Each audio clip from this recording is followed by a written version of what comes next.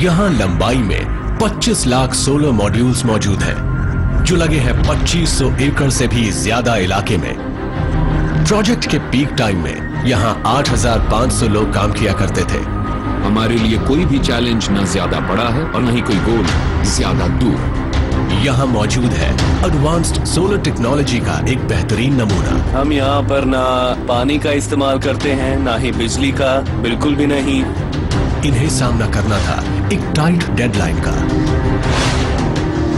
Engineering, procurement, visit management और site construction के काम को इतने छोटे से वक्त में निपटाना एक बड़ा चैलेंज था। मगर इसी बीच कुदरत ने भी कुछ मुश्किलें पेश की। मुश्किलें बेहिसाब थी। टीम ये कोशिश कर रही थी कि कोई भी चीज उनकी प्रोग्रेस को ना रोक सके। हम लोग पार्शियल सोलर एक्लिप्स के दौरान एहतियात बरतने का प्लान बना रहे हैं। इन लोगों ने सामना किया ब्रेकडाउन्स और डिलेस का। अगर ये लाइन अनस्टेबल हो गई तो टोटल प्लांट और ग्रिड अनस्टेबल होने के चांसेस ज्यादा हैं। इनका मकसद है सिंगल लोकेशन पर दुनिया के सबसे बड़े सोलर पावर प्लांट्स में से एक को बनाना, वो भी दक्षिण भारत के एक अनजान से हिस्से में। इनका लक्ष्य है 648 मेगावाट क्लीन और ग्रीन इलेक्ट्रिसिटी सप्लाई करने का, जिसे 31 मार्च 2016 तक दक्षिण भारत के राज्य तमिलनाडु को दिया जाना है। इस विशाल सोलर पावर प्लांट को समय पर बनाने की जिम्मेदारी अदानी के जोशीले और डेडिकेटेड इंजीनियर्स, कॉन्ट्रैक्टर्स और एम्प्लॉइज पर है। अदानी भारत के जाने माने इंफ्रास्ट्रक्चर ग्रुप्स में से एक है। तो आइए अब जानते हैं भारत के एक मेगा स्ट्रक्चर यानी सोलर पावर हाउस के बारे में।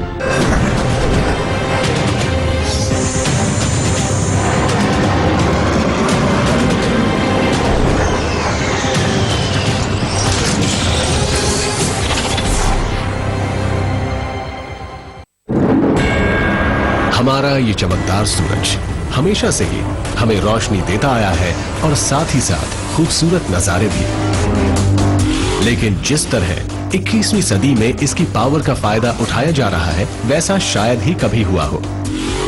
और अब क्योंकि फॉसिल फ्यूल्स पूरी दुनिया में लगभग खत्म हो रहे हैं, तो सूरज की अहमियत और भी ज्यादा बढ़ गई है। भारत आज सबसे तेजी से बढ़ती हुई इकोनॉमीज में से एक है और एनर्जी एक जरूरी चीज है इकोनॉमिक डेवलपमेंट के लिए। एनर्जी की भारी मांग की वजह से नेचुरल रिसोर्सेज का जबरदस्त यूटिलाइजेशन हुआ है। तो एनर्जी की इस बढ़ती हुई मांग को पूरा करने के सिलसिले में सोलर एनर्जी सबसे बढ़िया जरिया है। सूरज से मुफ्त में मिलने वाली ये एनर्जी आज एयरपोर्ट्स, किचन्स और प्लेन्स को पावर दे रही है और यही हमारा भविष्य है। एक ऐसा देश जो 2022 तक सोलर पावर बनाने के सिलसिले में एक वर्ल्ड लीडर बनने के नेशनल गोल की तरफ तेजी से आगे बढ़ रहा है, और वो देश है Bharat. We have set ambitious targets.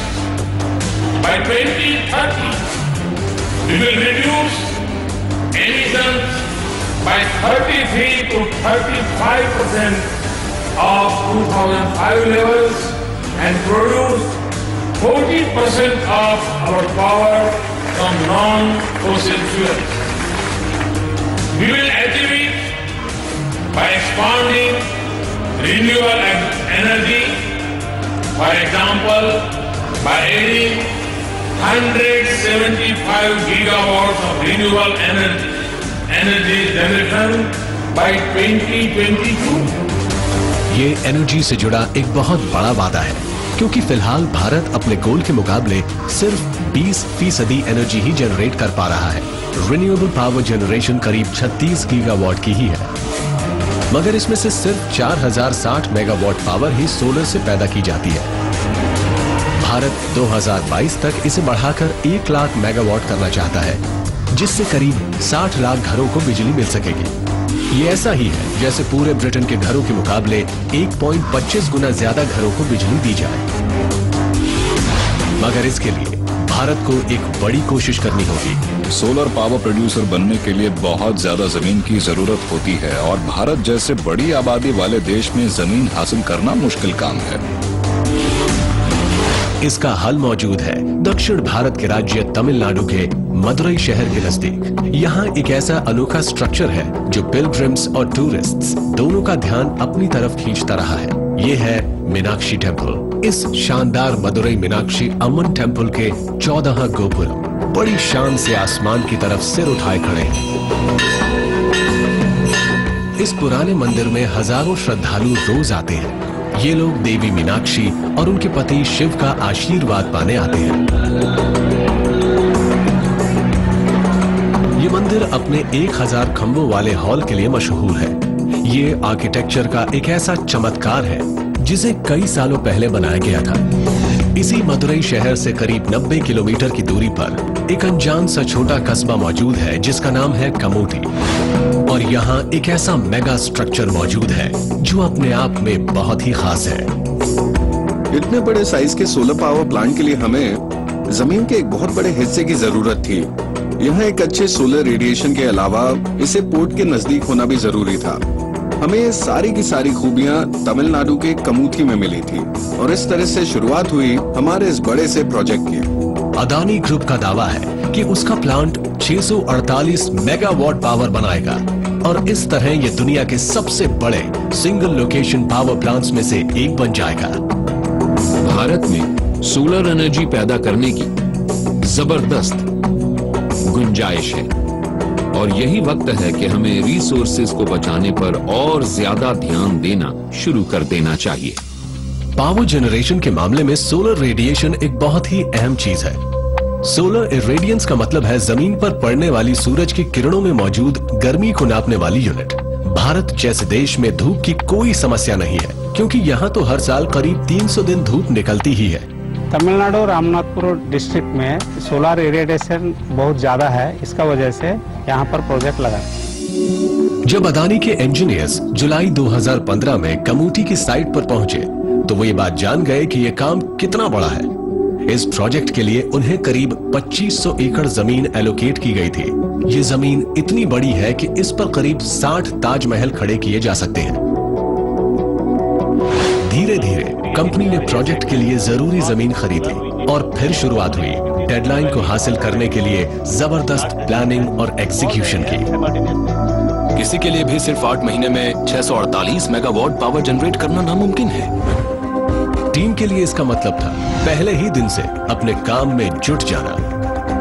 हमारी प्लानिंग ये है कि इस साल के अगस्त महीने में ही सारी इंफ्रास्ट्रक्चर फैसिलिटी सही से कायम हो जाए। तो हम यहाँ एक बहुत बड़ा साइट ऑफिस बनाने की प्लानिंग कर रहे हैं। साथ ही यहाँ लाइट्स भी लगाने की सोच रहे हैं ताकि 24 घंटे काम हो सके। मगर ये काम आसान नहीं था। शुरुआती चैलेंजेस में से एक था कि कमूटी जैसे दूर दराज खेतीहर और नॉन इंडस्ट्रियल टाउन में मैन पावर और इक्विपमेंट का इंतजाम कैसे हो। यहाँ पर कुछ भी नहीं मिलता है और सबसे नजदीकी शहर मदुरई यहाँ से 90 किलोमीटर दूर है।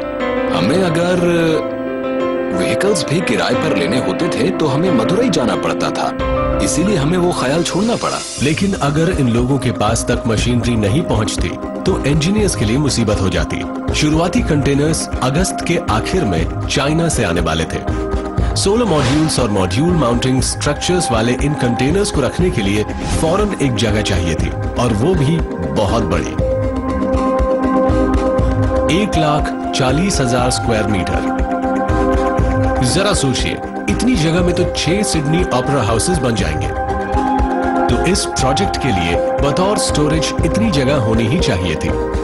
अगस्त 2015 अदानी की टीम खुले स्टोरेज एरिया को उन सैकड़ों कंटेनर्स के लिए तैयार करने में जुटी थी जो जल्दी ही इस जगह अनलोड किए जाने वाले थे। जब हम साइट पर पहुंचे और हमें पता चला कि हम कितना बड़ा काम करने वाले हैं तो हम सोचने लगे कि हमने कुछ ज्यादा ही बड़ा चैलेंज एक्सेप्ट कर लिया है।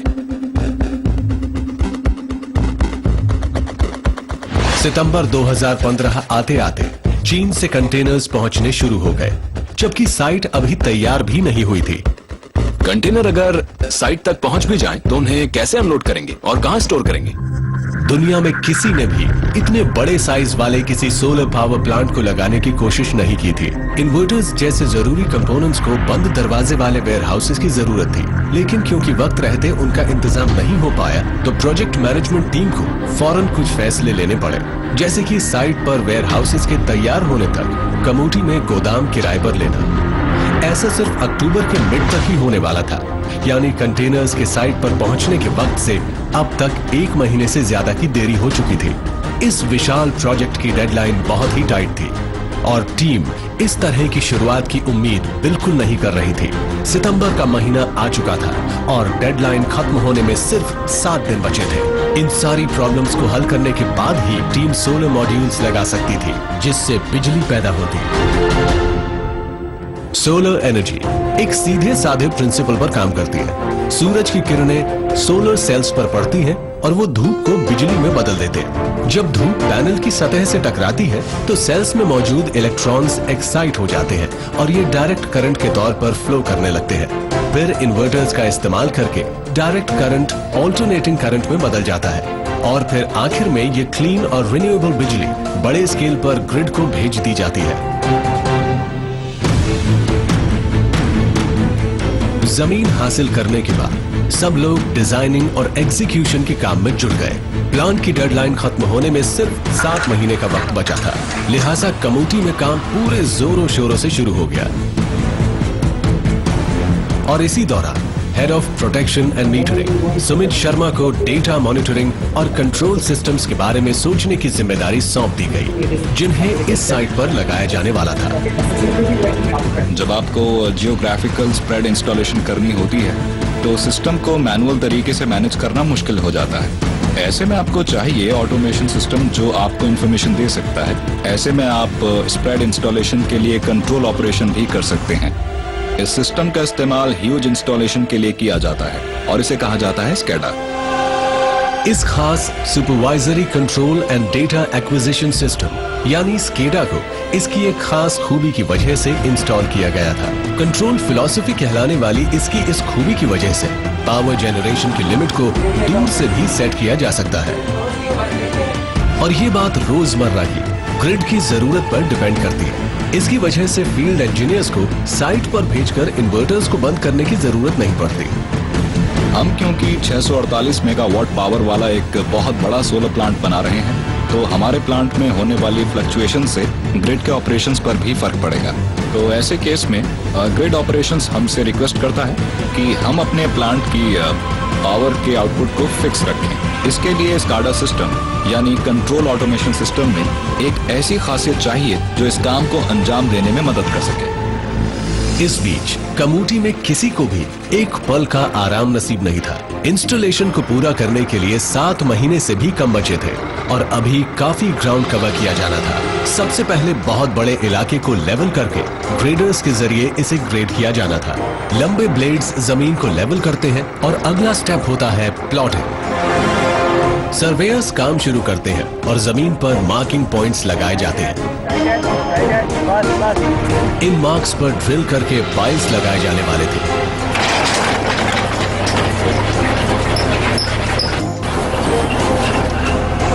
पाइल्स स्टील के बने वो स्ट्रक्चर्स होते हैं जो बेहद कीमती सोलर मॉड्यूल्स को सपोर्ट करते हैं। इस प्लांट का साइज ही इसे इतना खास बनाता है। इस प्रोजेक्ट को पूरा करने के लिए हमने करीब 3,85,000 पाइल्स बनाए हैं। टाइम ऐसा रहेगा कि एक दिन में 1200 से 1500 और मे भी अप टू 2000 तक फाइलें हम लोग डेली करेंगे। इतनी बड़ी तादाद में पाइल्स लगाना क्वालिटी टीम के लिए एक बहुत बड़ा चैलेंज था। साइट पर करीब 4 लाख पाइल्स लगाने के लिए टीम को कई कॉन्ट्रैक्टर्स की जरूरत थी और इन सबको स्टैंडर्ड ऑपरेटिंग प्रोसीजर्स से तुरंत वाकिफ कराने की जरूरत थी ताकि पाइल्स बिल्कुल ठीक ढंग से लग सके। देश के हर हिस्से से हमारे पास नई वर्कफोर्स आ रही थी। हमारे पास वर्कफोर्स और कॉन्ट्रैक्टर्स का आना जाना लगा ही रहता था और हमें अब कॉन्ट्रैक्टर्स पर काफी जोर डालना था ताकि वो सब अपना बेस्ट दे सकें। लेकिन इन सब में वक्त लग रहा था और वक्त इस टीम के पास नहीं था।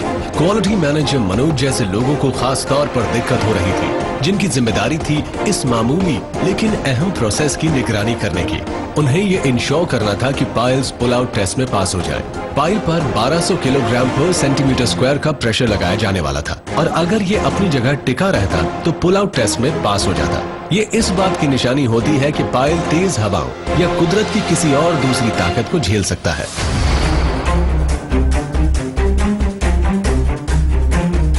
गैल्वेनाइज्ड स्टील की इन टेबल्स पर अब 25 लाख मॉड्यूल्स को टिकाया जाना था।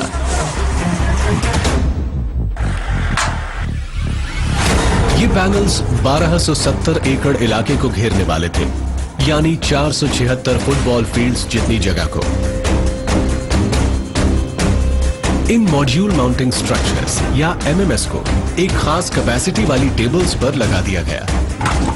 एक टेबल करीब 50 किलोवाट तक एनर्जी जनरेट कर सकती है।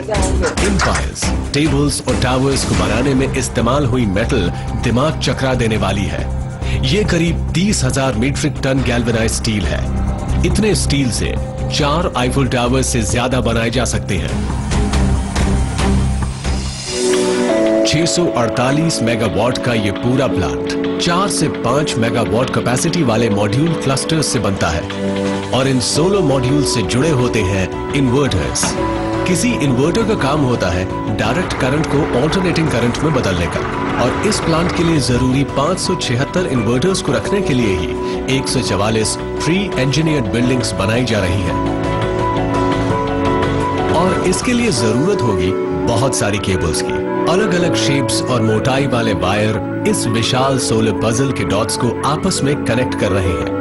इनकी लंबाई करीब 7,700 किलोमीटर है और ये नई दिल्ली से लेकर ऑस्ट्रेलिया के पर्थ तक पहुंच सकते हैं। इस केबल को एक से दूसरी जगह ले जाना बड़ा मेहनत का काम है। एक वक्त में 50 मीटर केबल को खींचने के लिए 50 लोगों की ही जरूरत होती है। इस तमाम मेहनत के बाद इंजीनियर्स ने अक्टूबर 2015 में 16 मॉड्यूल्स लगाने शुरू कर दिए। इन्होंने रोज के लिए एक टारगेट तय किया। ये था एक दिन में 3 मेगावाट, ताकि ये 6 महीने में 648 मेगावाट का लक्ष्य हासिल कर सके।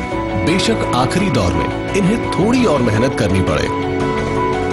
हालांकि हमने इस प्लांट के लिए रोजाना लगभग 3 मेगावाट का लक्ष्य तय किया था, लेकिन कई लोग हम पर हंसने लगे कि हम लोग ये गोल कैसे अचीव कर सकते हैं। ये काफी बिजी साइट है। यहाँ मौजूद है 16 मॉड्यूल्स के cluster, dedicated inverter, control room, switch yard और यहाँ बन रहे हैं सब स्टेशन, बिल्कुल किसी असेंबली लाइन की तरह जो होती है पावर जनरेशन के लिए।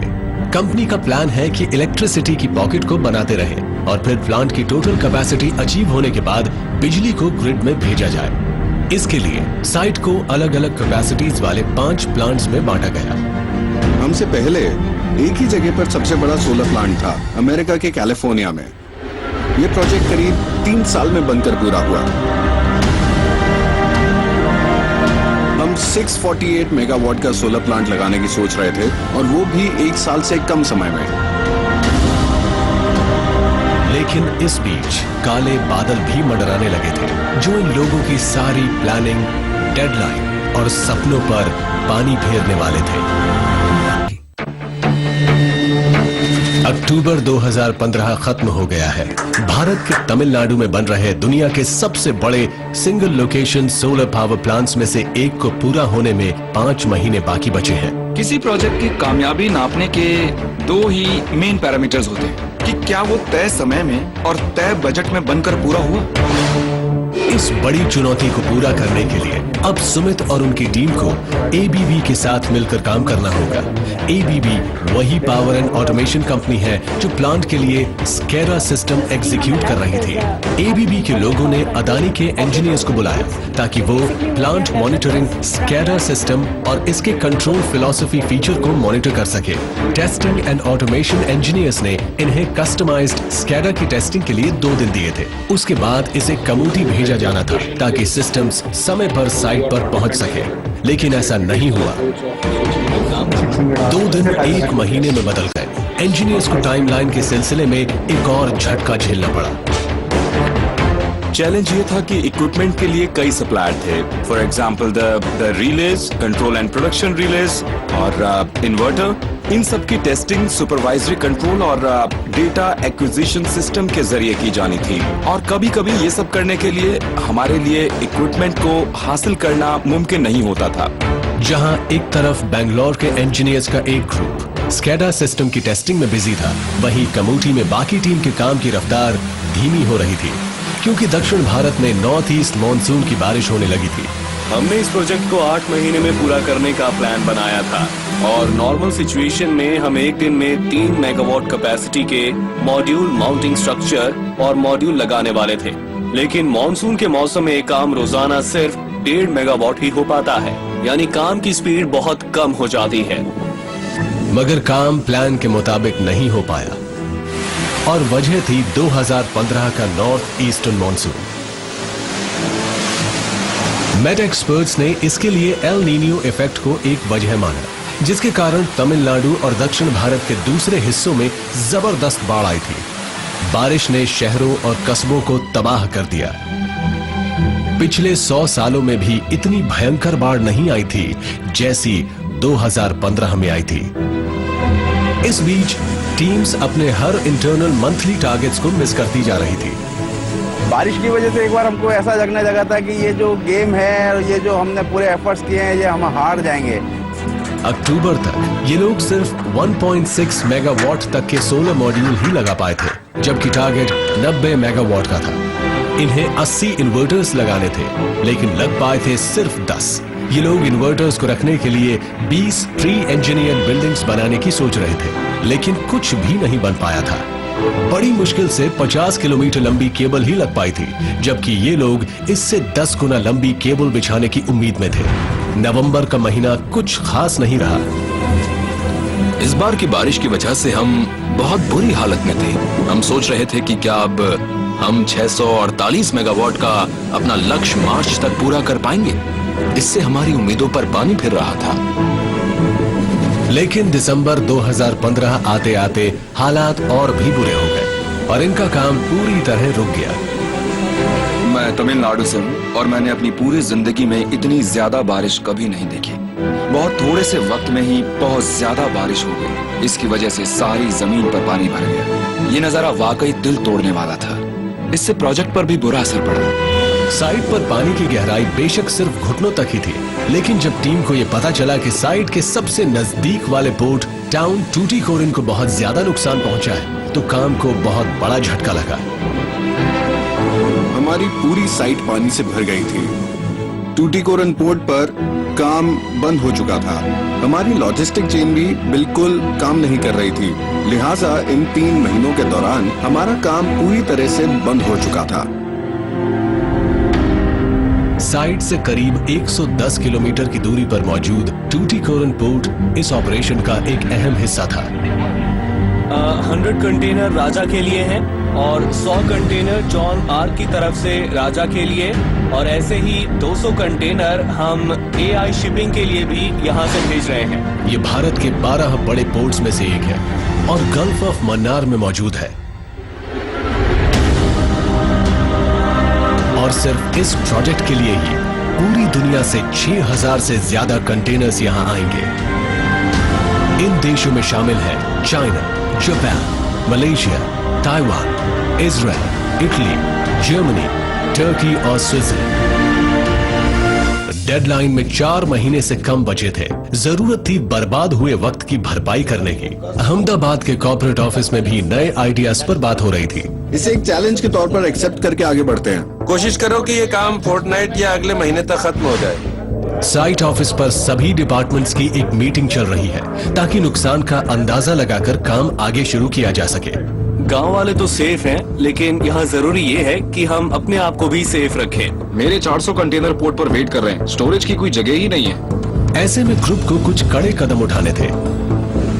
बारिश के लगातार होते जाने से लॉजिस्टिक्स इन लोगों के लिए सबसे बड़ा चैलेंज साबित हो रहा था। ज्यादा बारिश होने के कारण हमें काफी दिक्कतों का सामना करना पड़ा। इसमें हमको रोज का 100 कंटेनर अनलोडिंग करने का टारगेट था।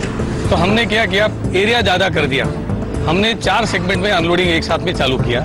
हम लोगों ने सबसे पहले इस पोर्ट के एंड पे जो है 24 घंटे वर्किंग स्टार्ट किया, जो पहले हम 12 घंटे में काम करते थे। इसी तरह से हमने रिसीविंग एंड पे भी अपनी शिफ्टों को जो चेंज करके 3 शिफ्टों में लोगों को हमने काम करने के लिए कहा। साइट पर 25 वर्कर्स काम कर रहे थे, लेकिन इनकी तादाद 3 गुना से ज्यादा बढ़ाकर करीब 8500 करनी पड़ी। 24 घंटे काम करने के बावजूद भी बात बन नहीं रही थी।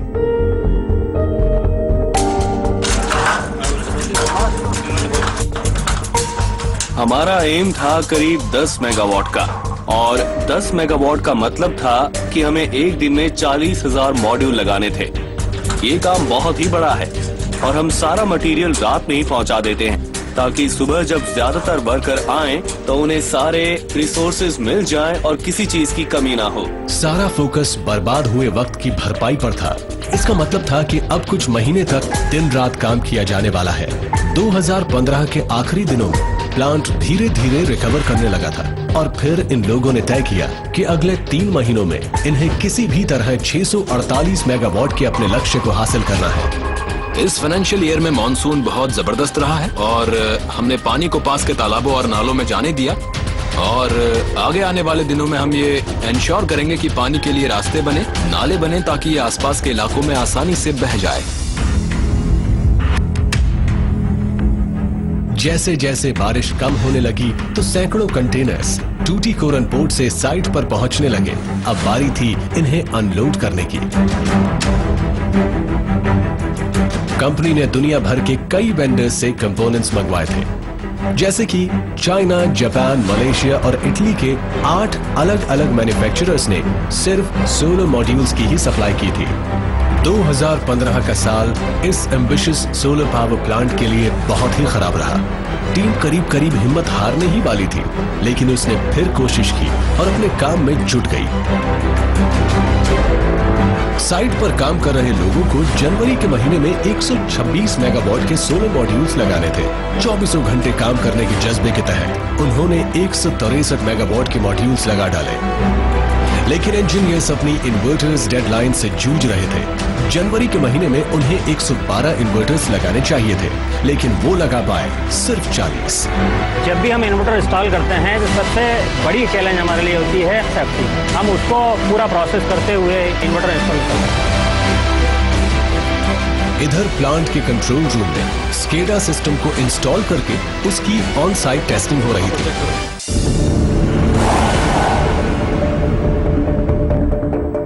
क्लीन ग्रीन सोलर पावर का कुछ हिस्सा अब प्लांट से पैदा होने लगा था। कुछ हिस्सा तैयार होने के बाद Tamil Nadu generation and distribution corporations के कुछ ऑफिशियल्स शुरुआती ऑन साइट चेकिंग करने पहुंच गए। इस काम के साथ बहुत सी एक्सरसाइजेस जुड़ी हैं, क्योंकि हम इतने बड़े साइज के प्लांट में जो भी कनेक्ट कर रहे हैं वो पावर ग्रिड से कनेक्ट होगा। ऐसे में जो डिस्टर्बेंस होती है उसकी बड़ी अहमियत होगी।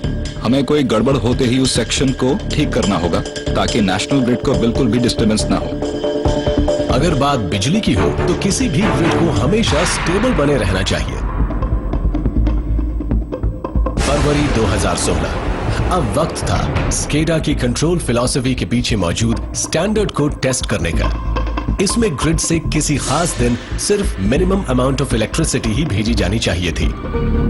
ओके सर, हम इसे मौजूदा लोड के 50% तक घटा देंगे। Sir Yes. हमें अभी लोड को 50% करना होगा। तो इस वक्त लेवल है 50 मेगावाट, जिसे हमें करना है 25। अब इसे आप 25 मेगावाट कर दीजिए। Okay done. ये रिस्पॉन्ड कर रहा है? परफेक्ट। मान लीजिए मेरा इन्वर्टर किसी एक वक्त में 1 मेगावाट पावर जनरेट कर रहा है और मैं चाहता हूं कि ये कम पावर बनाए, तो मैं स्केडा की स्क्रीन से कमांड दे सकता हूं और फिर ये सिर्फ 500 किलोवाट ही बनाएगा।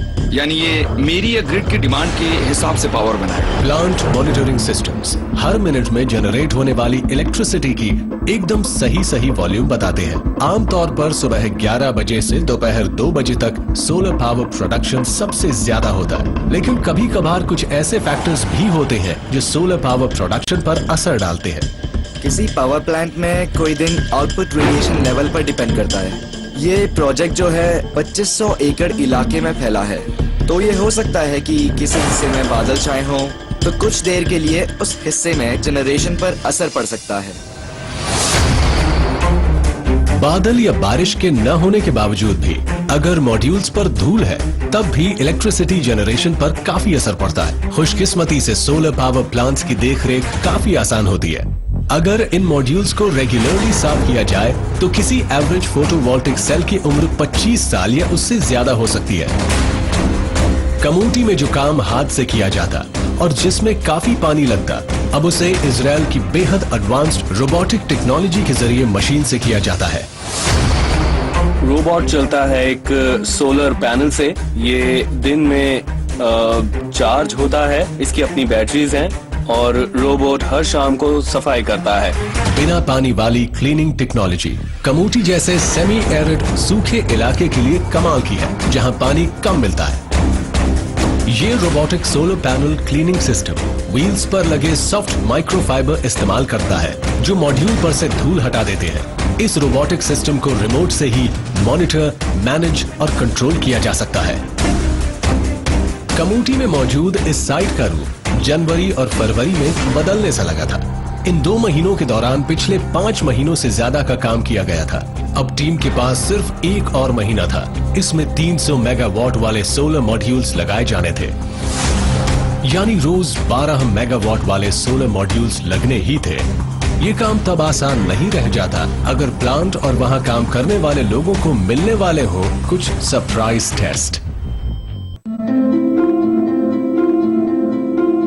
भारत के दक्षिणी राज्य तमिलनाडु के कमूटी कस्बे में मौजूद लोग उम्मीद कर रहे थे कि सबसे बुरा दौर अब बीत चुका है। लंबे दौर की बारिश घट चुकी थी, लेकिन इसके साथ ही साइट पर मौजूद इंजीनियर्स के पास वक्त भी कम था, जो दुनिया के सबसे बड़े single location solar power plants में से एक को बनाने के काम में जुटे थे। फरवरी खत्म होने लगी तो कुछ इंजीनियर्स को ये सोचकर घबराहट होने लगी कि क्या वक्त रहते इन्वर्टर्स लग पाएंगे। अभी तक हमारा चैलेंज सबसे ज्यादा जो रहा है मौसम का चैलेंज रहा है, क्योंकि इस टाइम तक पहुंचने के लिए हमें 2 महीने मौसम ने डिस्टर्ब किया। कुल 576 इन्वर्टर्स की जरूरत थी, लेकिन उनमें से 205 अब भी इंस्टॉल या कनेक्ट हुए ही नहीं थे। लेकिन बावजूद इसके टीम में एक गजब की उम्मीद मौजूद थी।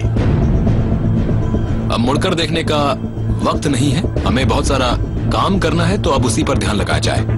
हम लोगों ने जो प्रयास किए हैं उसमें हमारे को ऐसा लगता है कि एक हारा हुआ गेम हम वापस जीतने जा रहे हैं। भारत में साल भर में जितने दिन सूरज की धूप मिलती है, उसे देखकर कहा जा सकता है कि चाहे मेगा पार्क हो या किसी के घर की छत, इस मुफ्त के रिसोर्स का खूब फायदा उठाया जा सकता है। ये ट्रेंड बहुत ही प्रॉमिसिंग है। रूफटॉप सोलर को इंडस्ट्रियल, कमर्शियल और रेसिडेंशियल की कैटेगरी में रखा जा सकता है। जहां तक आंकड़ों का सवाल है, तमिलनाडु में कुल 19 मेगावाट बिजली छतों पर लगे सोलर सेल से बन रही है। इसमें से 4 मेगावाट घरेलू इलाकों से है, यानी इस बारे में कहा जा सकता है कि अवेयरनेस बढ़ रही है। निरुच्या और अरविंद ने चेन्नई में कुछ साल पहले अपने अपार्टमेंट के टेरेस पर 3 किलोवाट का एक सोलर पावर प्लांट लगाया था और फिर वो इस सिलसिले को और आगे ले गए।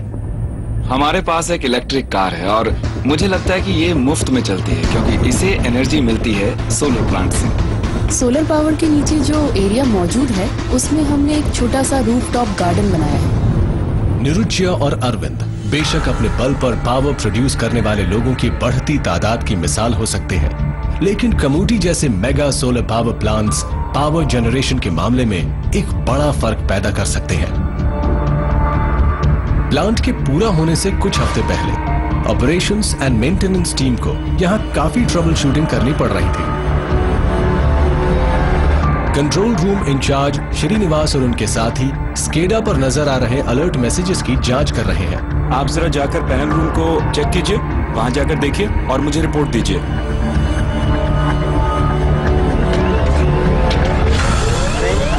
स्विच यार्ड में मौजूद एक ट्रांसफार्मर एक फैन के काम न करने की वजह से ओवरहीट हो रहा है। किसी ट्रांसफार्मर का एम्बिएंट टेम्परेचर 50 डिग्री सेल्सियस के आसपास होना चाहिए, लेकिन अब ये 83 डिग्री हो गया है। ट्रांसफार्मर के ट्रिप करने से प्लांट और ग्रिड के लिए मुसीबत पैदा हो सकती है। तो फैन ऑन है और टेम्परेचर कम हो रहा है।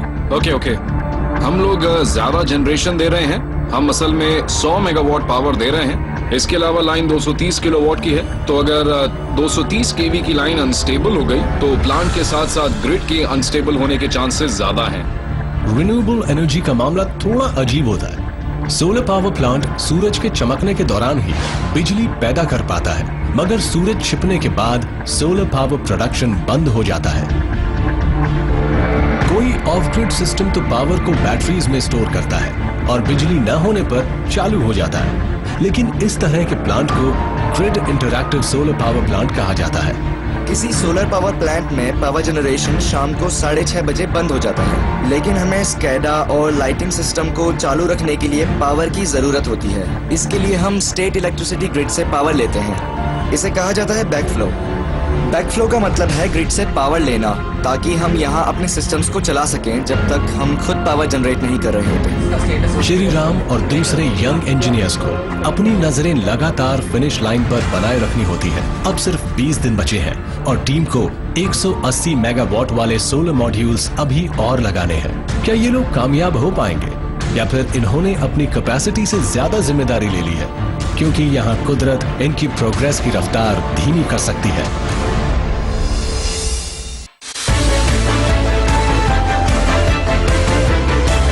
दो 2013 में दुनिया भर के करीब 1 करोड़ 20 अरब लोग बिजली की पहुंच से दूर थे और इनमें से 20% से ज्यादा लोग भारत में ही रहते हैं।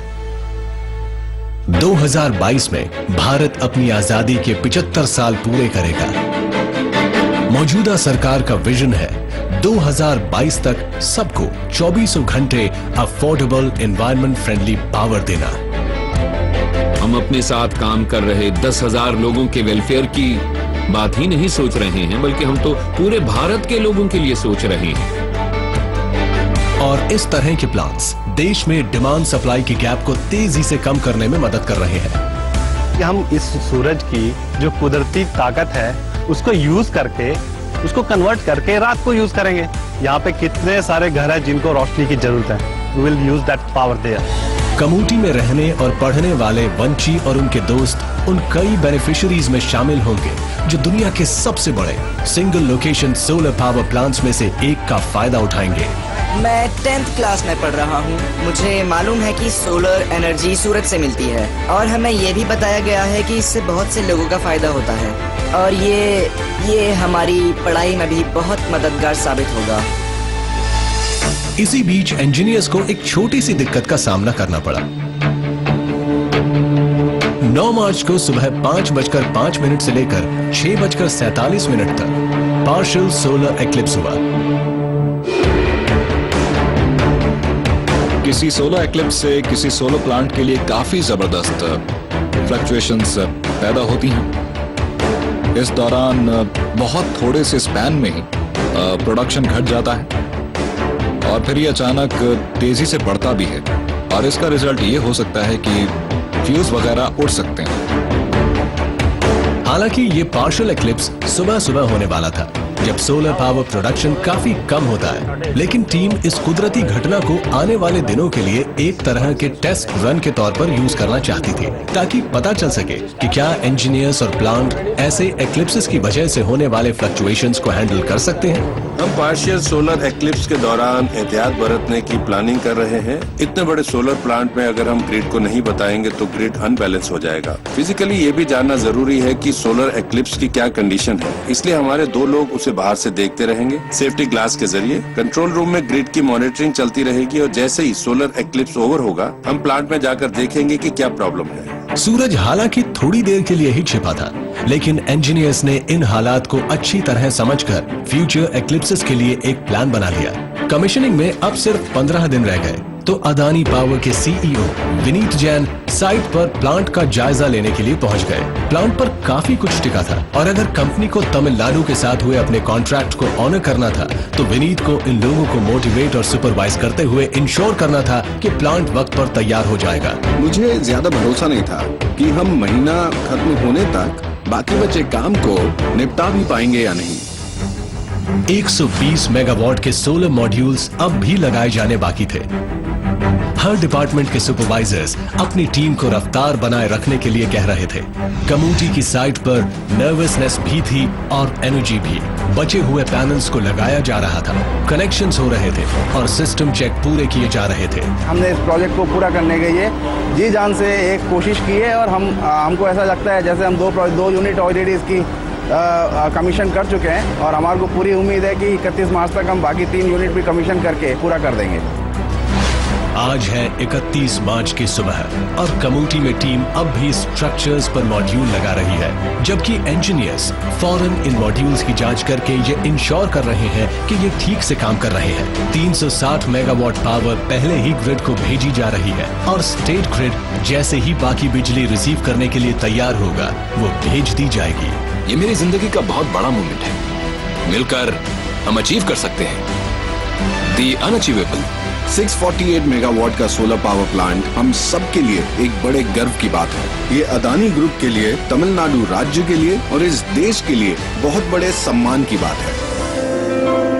पूरे अदानी ग्रुप के लिए 31 मार्च 2016 का दिन बहुत अच्छा साबित हुआ। Congratulations to everybody and the celebration begins now.